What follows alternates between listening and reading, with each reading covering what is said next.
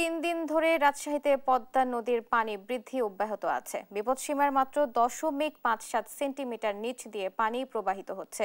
প্রতি সেকেন্ডে 16,70,000 কিউসেক পানি প্রবাহিত হচ্ছে। বৃহস্পতিবার সকালে 17.49 সেন্টিমিটার উচ্চতায় পানি প্রবাহিত হচ্ছে। রাজশাহীতে পদ্মার পানির বিপদসীমা 18.5 সেন্টিমিটার। পানি উন্নয়ন বোর্ডের কর্মকর্তারা জানান, পদ্মার বিস্তীর্ণ চরাঞ্চল প্লাবিত হচ্ছে। ফসলি জমির পাশাপাশি বাড়িঘরেও পানি ঢুকেছে। ঝুঁকি বিবেচনায় বাঁধে প্রবেশ সংরক্ষিত করা হয়েছে। এছাড়া ভাঙন প্রবণ এলাকায় নজরদারি বাড়ানো হয়েছে।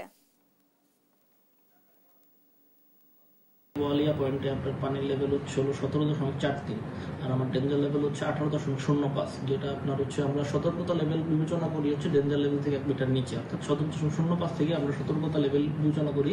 সেই হিসাবে সতর্কতা লেভেল থেকে আপনার হচ্ছে 0.35 মিটার উপরে আছে আমাদের